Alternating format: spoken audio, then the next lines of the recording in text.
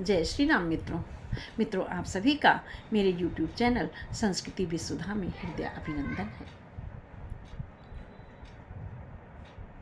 पिछली वीडियो में सुना कि हनुमान जी बार बार एक ही बात कह रहे हैं कि मैं मंद बुद्धि हूँ, आपकी माया को जान नहीं पाया हूँ। और आगे कहते हैं,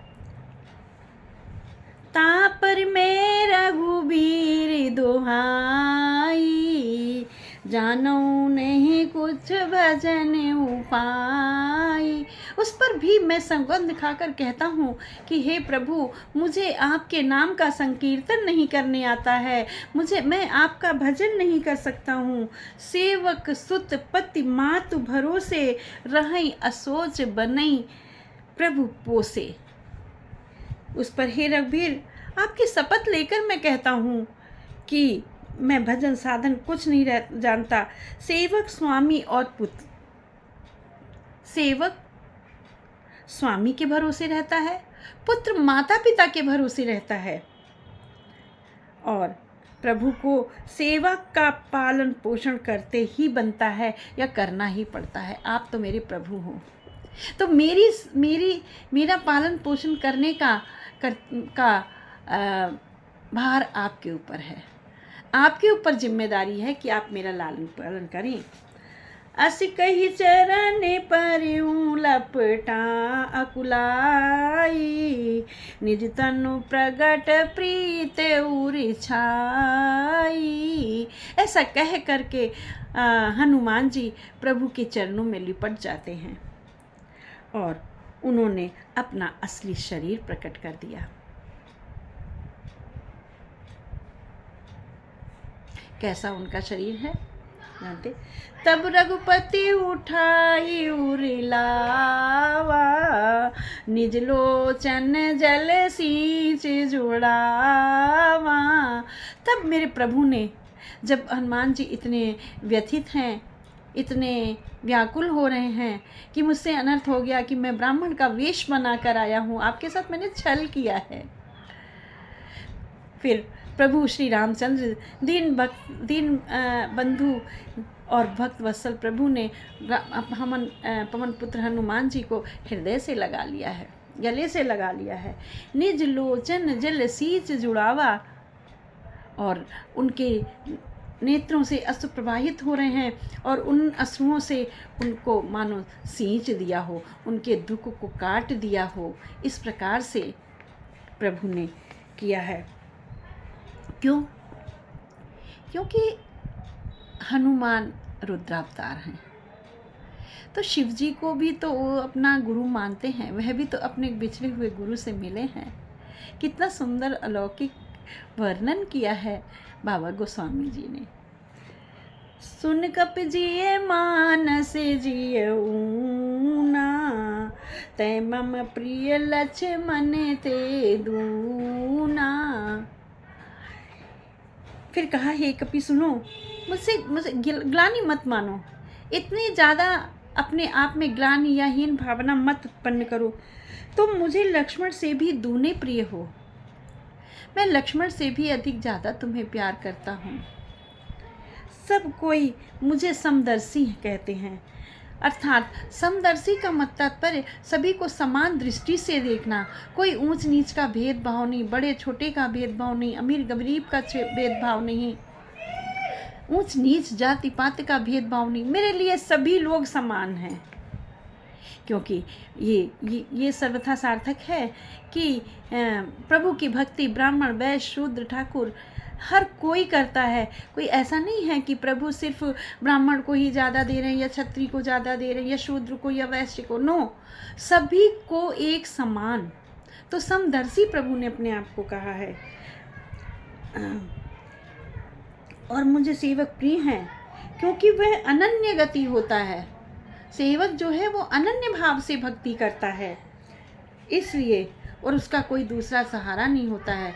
इसलिए मैं हमेशा उनके दुखों को दूर करने के लिए अवतरित होता हूँ। प्रभु भंजन भवभार की तुम अखिल भुवनपति लीन मनुज अवतार। तो वही बजरंग बली ने प्रभु से कहा है, सो अनन्य जाके असी मति न टरई हनुमंत, मैं सेवक सचराचरे रूप स्वामी भगवंत। हे हनुमान, अनन्य वही है, अनन्य वही है जिसकी बुद्धि कभी नहीं टलती कि मैं सेवक हूँ। राम को हनुमान जी ने हर समय अपना स्वामी माना है और सेवक बनकर रहे हैं, और ये चराचर जगत मेरे स्वामी भगवान का रूप है, ऐसा हनुमान जी कहते हैं।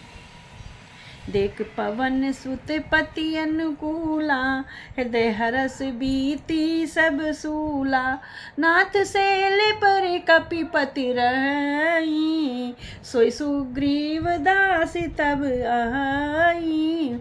हे प्रभु,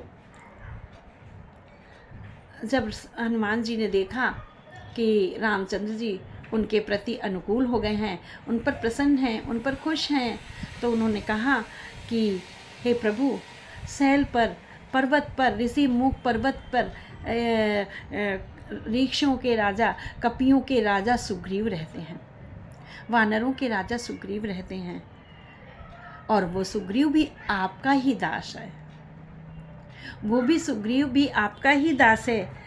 तेहि सन नाथ मैत्री की जय, दीन जाने तेहि अभय करी जय।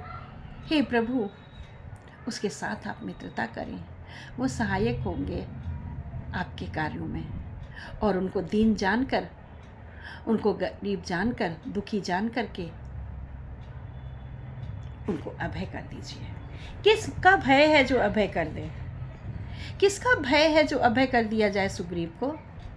जी हाँ मित्रों, सुग्रीव को भय है बाली का, कि कहीं बाली मुझे आकर के मार ना दे, तो उसको इससे अभय करिए, भय रहित करिए, भय मुक्त कीजिए। सो तेहि सन नाथ मैत्री की जय, दिन जाने कहे अभय करी जय, सो सीता करी खोज करई है, जह तह मारे कट कोटि पठई है। वही सुग्रीव ही, वही इतना समर्थवान है कि वह यहाँ वहाँ बंदरों को भेज करके, कपियों को भेज करके सीता की खोज करवाएंगे और सीता का पता लगवाएंगे। इसलिए आप सुग्रीव से मित्रता कर लीजिए। एह विध सकल कथा समझाई, लिए दो जन पीठ चढ़ाई। इस प्रकार से सारी कथा सुना करके हनुमान जी ने राम और लक्ष्मण को अपने कंधे पर बिठा लिया है। अत्यंत विशाल शरीर है हनुमान जी का, कनक भूधराकार शरीरा, समर भयंकर अति बलबीरा। पर्वत के समान विशाल उनका शरीर है, और उन्होंने अपने शरीर पर एक ओर कंधे पर रामचंद्र जी को और दूसरी ओर लक्ष्मण जी को बिठा लिया है, और लेकर के सुग्रीव के पास जा रहे हैं। सादर जब सुग्रीव राम कहूँ देखा, अतिशय जन्म धन्य कर लेखा। जब सुग्रीव ने रामचंद्र जी को देखा तो उन्होंने कहा, आहा, मेरा जन्म धन्य हो गया है, स्वयं प्रभु मेरे द्वार पर चलकर आए हैं, मैं धन्य हो गया, मैं धन्य हो गया। और इस प्रकार से उन्होंने श्री रामचंद्र जी को प्रणाम किया है। सादर मिल्यों नाई पद माथा, भेट्यों अनुज सहित रघुनाथा। यहाँ पर भेंट कर रहे हैं, मित्र के साथ भेंट करते हैं, आलिंगन करते हैं। तो सुग्रीव को मित्र बनाया है प्रभु ने, तो इसलिए सादर मिल्यों नाई पद माथा, सुग्रीव चरणों में मस्तक नवाकर आदर सहित उनसे मिले। श्री रघुनाथ जी भी छोटे भाई लक्ष्मण के साथ उनको गले लगाकर मिले। सुग्रीव मन में इस प्रकार सोच रहे हैं कि हे विधाता, क्या ये मुझसे प्रीति करेंगे? मैं कपि हूँ, मैं वानर हूँ, अधम ते अधम, उसमें भी वानर। तो मैं वानर हूँ, क्या ये मुझसे प्रीत करेंगे? ये तो कौशल देश के राजा हैं, राजा के बेटे हैं, अवतारी हैं, ये मुझसे क्या मित्रता करेंगे? नहीं करेंगे मुझसे मित्रता। इस प्रकार से सुग्रीव ऐसा मन में सोच रहे हैं।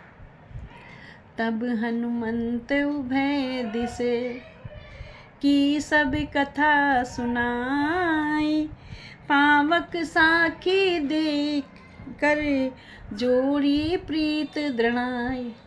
उसके बाद हनुमान जी ने जो रामचंद्र जी से सारी कथा थी वह सुना दी, दोनों ओर की सारी कथा सुग्रीव को सुना दी। अपनी जैसे उन्होंने परीक्षा ली ब्राह्मण का वेश बनाकर, और फिर रामचंद्र जी ने क्या जवाब दिया है ये भी सब बता करके उन्होंने उनको सारी कथा सुनाई और उन दोनों की मैत्री करवा दी है, दोनों की मित्रता हो गई। तो मित्रता करवाने वाले कौन हैं? हनुमान जी। जितने भी दुर्गम काज जगत के जेते, सुगम अनुग्रह तुमरे तेते। जितने भी दुर्गम कार्य हैं वह सब हनुमान जी ही सफल करवाते हैं।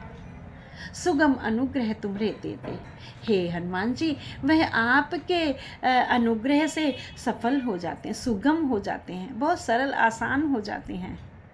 ऐसे हैं मेरे पवन पुत्र हनुमान जी।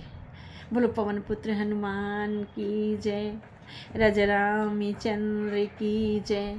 मित्रों, मेरे चैनल को लाइक, शेयर एंड सब्सक्राइब अवश्य करें और निरंतर इस पवित्र गंगा में गोते लगाते रहें। राजा रामचंद्र की जय।